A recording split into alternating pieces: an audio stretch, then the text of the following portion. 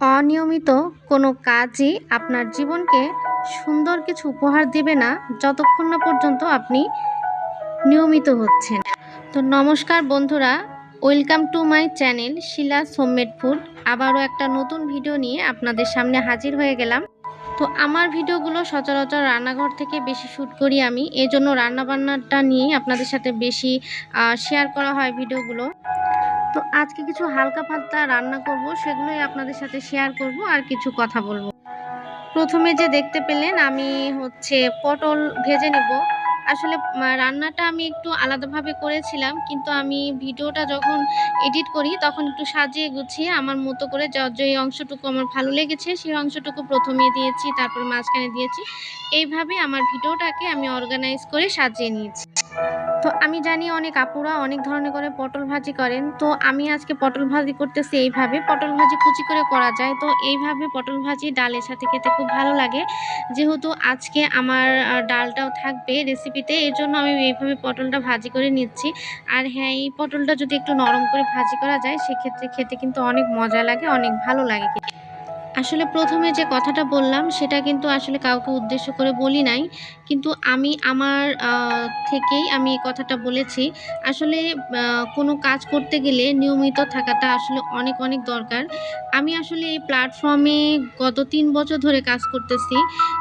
প্রথম অবস্থাতে আমি কিন্তু অনেক পরিশ্রম করেছিলাম, তার সুফলও পেয়েছিলাম।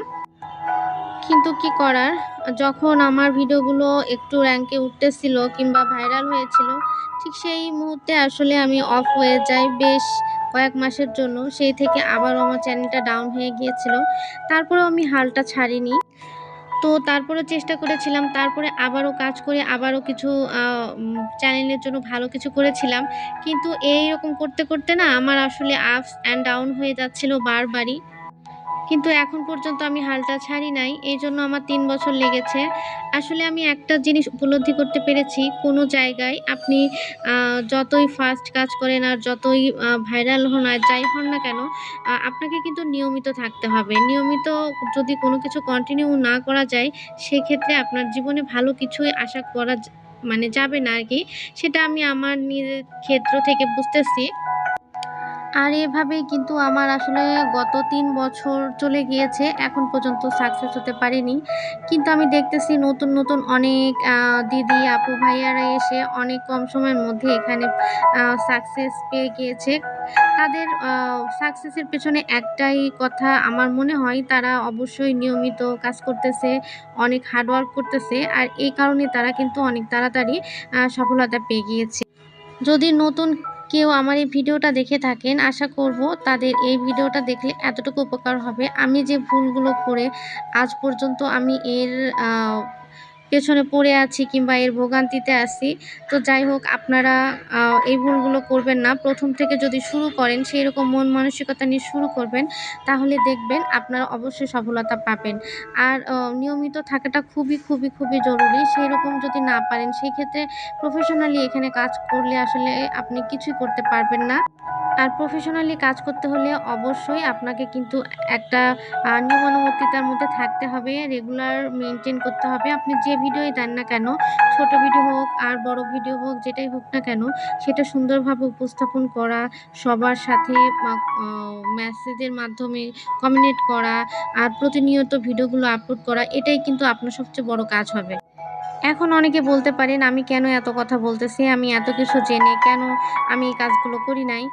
হ্যাঁ, সেসব যারা কেউ যদি মনে করেন আমি তাদের উদ্দেশ্যে বলতেছি। আসলে আমি এই সবগুলোই জানতাম, বাট আমার কিছুই করা ছিল না। আসলে মানুষের ভাগ্যের উপর তো হাত থাকে না। আমি আসলে জানি না যে আমার ভাগ্যে কি আছে না আছে। তারপরেও বারে, বারে আমি এটাকে ছাড়তে পারতেছি না। আপনাদের সাথে একটু কথা বলতে পারলে আমার খুবই ভালো লাগে। আর সবসময় আমি যখনই সময় পাচ্ছি তখনই আপনাদের সাথে ভিডিওটা শেয়ার করার চেষ্টা করতেছি। তো যাই হোক, আপনারা যদি একটু আমাকে হেল্প করেন, সাহায্য করেন, তাহলে আমি আবারও উঠে দাঁড়াতে পারবো। আমার স্বপ্ন পূরণের পথে আবারও আমি পথ চলা তৈরি করতে পারবো আরকি।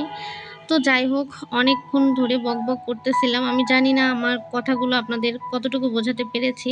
তো যাই হোক, যারা নতুন আছেন আমি শুধু তাদেরকে বলব, প্লিজ, প্লিজ, প্লিজ আপনারা একটু নিয়ম নিয়ম নিয়ে নিয়ম অনুযায়ী কাজ করবেন। রেগুলারলি কাজ করার চেষ্টা করবেন। আ যে বিষয়গুলো সবার সাথে কমিউনিকেট করবেন, তাহলে দেখবেন আপনারা খুব তাড়াতাড়ি সাকসেস হয়ে যাবেন।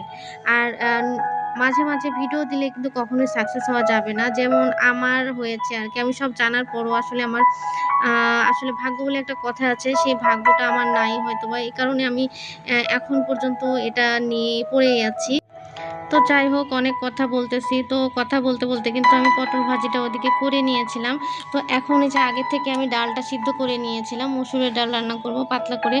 তো যাই হোক, খুব বেশি পাতলা করব না। আসলে ডালটা খুব বেশি পাতলা করলে কিন্তু খেতে বেশি আমাদের কাছে মজা লাগে না। এখন ডালটা ফোড়ন দেব, এইজন্য আরকি এই যে শুকনা মরিচ, তেজপাতা, সাদা জিরে, পেঁয়াজ, রসুন এগুলো ভেজে নিলাম। তারপরে যে ডালটা ফোড়ন দিয়ে দিচ্ছি। তো ডালটা ফোড়ন এই যে দিলাম। খুব বেশি পাতলা না, যদিও আমার ছেলে এবং আমার হাসব্যান্ড খুবই পাতলা ডাল খেতে পছন্দ করে। তারপরেও আমি রান্না করলে কেন যেন আমার একটু ঘন ঘনই হয়ে যায়। তো যাই হোক, আমি ডালটা আমার এভাবে হয়ে গেলে লাস্টে আমি একটু জিরার গুঁড়া দিয়ে দেবো। একটু মিষ্টি স্বাদের জন্য সামান্য পরিমাণ চিনি দিয়ে দেবো। আর যা, যা লাগে ডালে দিতে আমি সেগুলো তো দিয়ে নিয়েছি। তারপরে ডালগুলো ফুটে আসলে পরে আমি ডালটা নামিয়ে নেব। আসলে ইউটিউবের ভিডিও গুলো একটু বড়ই দিতে হয়। বড় না দিলে আসলে হয় না। আর আমরা এখন সবসময় ছোট, ছোট ভিডিওগুলো দেখতে পছন্দ করি। বড় ভিডিওগুলো কেউ দেখে না। তো আমার চ্যানেলে আমি না ২ রকমই এখন ভিডিও দিচ্ছি। ছোট ভিডিও এবং বড় ভিডিও। আশা করব যারা আমার ছোট ভিডিওগুলো দেখেন তাদেরকে অনুরোধ করব একটু হলেও আমার বড় ভিডিওগুলো দেখবেন। বড় ভিডিওগুলো দেখলে আসলে বড় ভিডিওর মধ্যে আমি বিস্তারিত অনেক কথাই বলি, যেগুলো আমি ভুল করেছি। আর যারা দেখেন একটু হলেও তারা একটু হলেও উপকৃত হবেন। তো যাই হোক, আবারও আমি যে রান্নার কথা বলি একটু। এখন আমি হচ্ছে এই যে ছোট মাছ, ছোট, ছোট পুঁটি মাছ ছিল, আরও কয়েক ধরনের মাছ মিশানো ছিল। সেগুলো আমি একটু রান্না করে নেব। চচ্চড়ির মতো করব আরকি। ছোট মাছ ডালের সাথে ছোট মাছ খেতে কিন্তু ভালো লাগে। এজন্য ছোট মাছটা রান্না করতেছি। আর আমার কাছে না বড় মাছের থেকে ছোট মাছ খেতে খুবই ভালো লাগে, খুবই মজা লাগে। বড় মাছ বেশি ভালো লাগে না। আর আসলে সবসময় বড় মাছটা পাওয়া যায়। কিন্তু ছোট মাছটা কিন্তু খুব কম সময়ে পাওয়া যায়। আর যখন পাওয়া যায় তখন কিন্তু আসলে খাওয়া উচিত সবারই। ছোট মাছ সবার জন্যই আসলে ভালো। আমরা যেহেতু মাছ ভেজে খাই তাই ভেজে নিলাম। আমি জানি অনেক আপুরা মাছগুলো ভাজে না। তো যাই হোক, আমি মাছটা এখন রান্না করব। এজন্য আমি সাদা জিরা, কাঁচামরিচ, পেঁয়াজ এগুলো দিয়ে নিলাম। আজকে আমি পেঁয়াজ দিয়ে রান্না করতেছি। কারণ ছোট মাছে একটু পেঁয়াজ দিলে ভালো লাগে। সবসময় যদিও দেওয়া হয় না। তো যাই হোক, এখানে কুচি, কুচি করে আমি একটু হচ্ছে বেগুন আর আলু কেটে নিয়েছিলাম। সেগুলো দিয়ে দিলাম। এরপরে হলুদ, লবণ দিয়ে এটাকে খুব ভালোভাবে একটু ভেজে নেব। ভেজে নিলে তরকারির যে কাঁচা গন্ধটা থাকে বা সবজির যে কাঁচা গন্ধটা থাকে সেটা চলে যাবে। আর এটা খুব ভালোভাবে ভাজা হয়ে গেলে কাঁচা, কাঁচা বোধ হবে না। তো এইজন্য আমি ভেজে নিচ্ছি। যদিও এতক্ষণ আপনাদের সাথে শেয়ার করিনি। এরপরে আমি এর মধ্যে মসলা দিয়ে দিয়েছিলাম। আদা বাটা আর হচ্ছে জিরার গুঁড়ো দিয়ে তারপরে জল দিয়ে দিয়েছিলাম পরিমাণ মতো। আসলে রান্নাগুলো না আমরা কম বেশি সবাই জানি। আসলে এতটা দেখালে ভিডিওটা অনেক বড় হয়ে যাবে। আর আমি আসলে মন থেকে চাই না যে আমার ভিডিওগুলো অনেক, অনেক লং হোক। তো যাই হোক, এই যে ভাজা মাছগুলো এখন দিয়ে দিলাম। দিয়ে দেওয়ার পরে আমি এটাকে ফুটে আসা পর্যন্ত অপেক্ষা করব। আর শেষে কিন্তু একটু ভাজা জিরার গুঁড়া দিয়ে দিয়েছিলাম। দেওয়ার পরে আমি এই যে আমার ঝোলটাও হয়ে গিয়েছে। আমি ব্যাস এখন একটু নামিয়ে নেব। আর পরিমাণ মতো কিন্তু একটু সরিষার তেল দিয়ে আমি সবসময় রান্না করি। যারা আমার রান্নাগুলো দেখেন তারা বুঝতে পারবেন। তো যাই হোক, আমার রান্নাগুলো আজকে এই পর্যন্ত। এই যে আমি রান্নাগুলো করেছি। তো আমার এই ছোটখাটো রান্নাগুলো কেমন লাগলো? আর আমার কথাগুলো যদি ভালো লেগে থাকে, কারো উপকার হয়, প্লিজ, প্লিজ আমাকে একটু সাপোর্ট করবেন। থ্যাংক ইউ সো মাচ সবাইকে।